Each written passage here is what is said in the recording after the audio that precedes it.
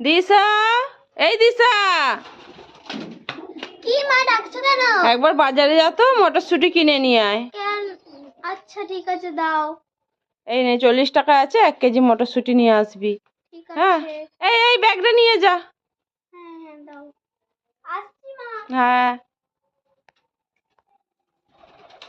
ও মা ও মা।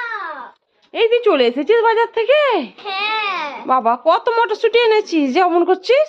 উফ, বলছি আমি 2 কিলো মটরশুঁটি কিনেছি।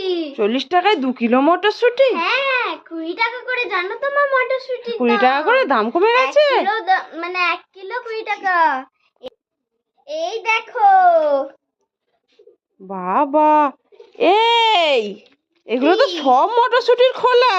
দেখি দেখি দেখি দেখি দেখি, এই সব ওই জন্যই তো 20 টাকা করে তুই মটরশুঁটি খোলা এনেছিস। দাঁড়া, তোকে দিয়ে খাচ্ছি মজা।